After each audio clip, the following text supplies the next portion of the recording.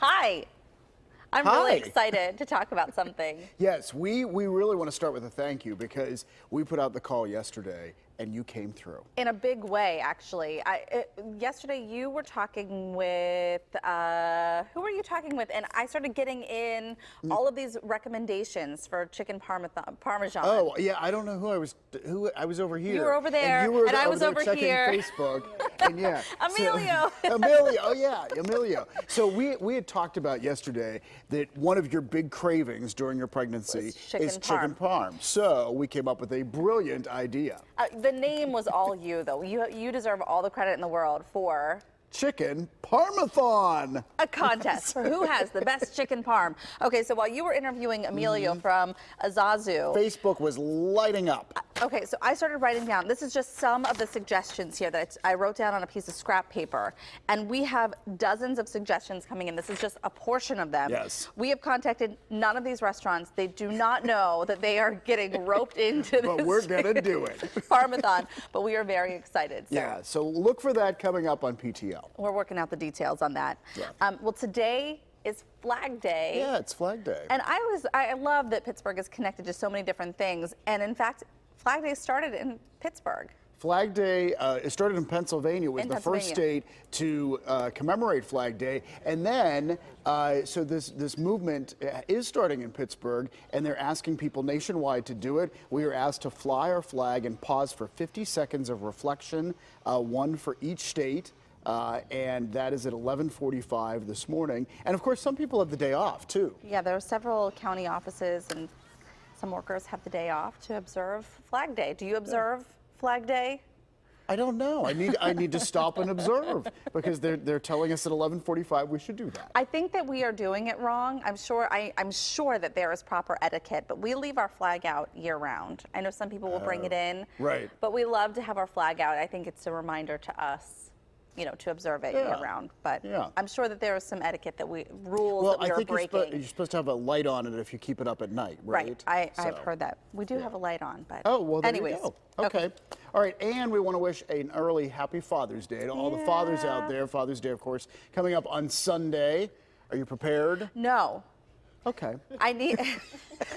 If you are watching, please come through again on Facebook like you did yesterday. I really wanted to do something special for Frankie. Yeah. Have the girls come up with some sort of craft or something because they're at such a cute age. They're at almost five. Lila's almost 5 and Sunny is 2 now. And so they can do things. Right. And they have really small little create. Hands. So I like something with their handprint or, you know. There's still time. I am you not have 48 creative. hours before Father's Day begins, Heather. It's a lot of, I mean, I knew it was coming, but it's a lot of pressure. So anyways, yesterday I got the chance to talk with your dad. You did, on the phone. yeah. And so I asked him a couple questions about you and about Father's Day. This was so sweet. It is so sweet. So take a listen.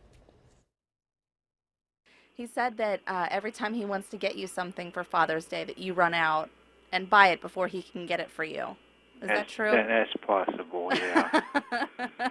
I was in business for years, so I see something, I buy it.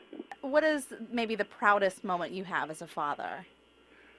Seeing him on TV and know that he made it to where he wanted to go. Oh, and that is so sweet. I'm telling you, as a parent now, that's really what you want for your kids. You just want to see them happy and doing what they want to do in life and being successful. So. And I have the best dad, Larry Highfield. I love you. Happy Father's Day. That's your gift. Always been supportive. You can't buy that. TV time, Larry. Right. You got TV time. Actually, you can buy TV time. We'll talk about rates later on. No. So funny. But you know, it was interesting because you have shared this story before about if you mentioned something or if your dad mentioned something that he wants, that he would go out and buy it. It's hopeless. I think finally, I have a gift for him. And then he buys sure it. enough, he goes and gets it. Okay, so the National Retail Federation came out with they say it's going to be a record year for gift giving for dads. They say that $16 billion will be spent on dads for Father's Day. But that is actually Not even close to what's spent on moms. Yeah, moms get, they make out better in the Yeah. deal with Mother's Day. $25 billion.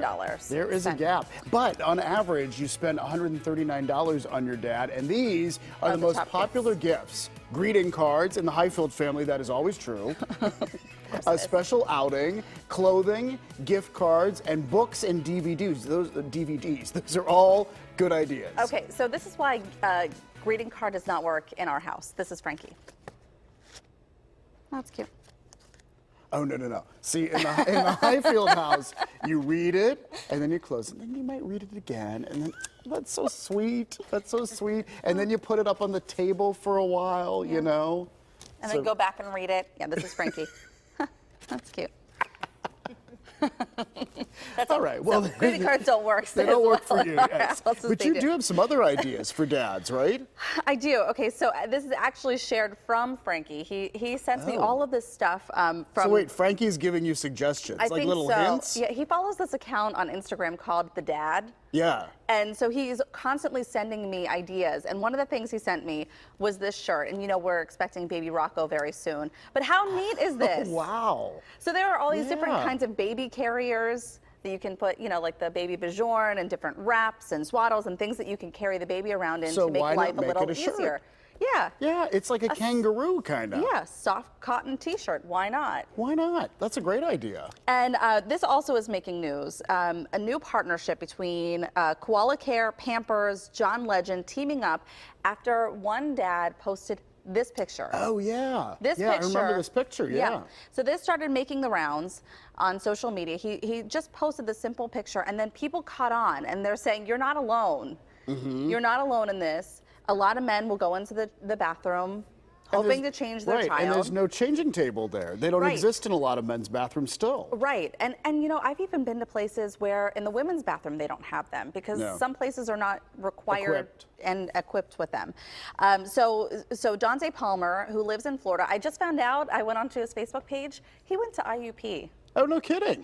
He's from Philadelphia. Oh, wow. He attended Indiana University of Pennsylvania, but lives in Florida now. And so he posted that picture. John Legend jumped on, Pampers jumped on, Koala Care. They are going to install 5,000 changing tables in the U.S. and Canada now. Oh, that's awesome. Yeah.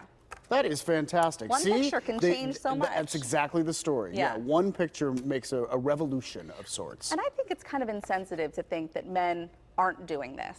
Well, yeah. You know? I mean, I think men have done it all along, and maybe men are doing it even more now. So you had a little bit of TV fame, aside from here in Pittsburgh. This had to be a proud moment for your dad. I went national. Yeah. Yeah. Let's take a look. So neat.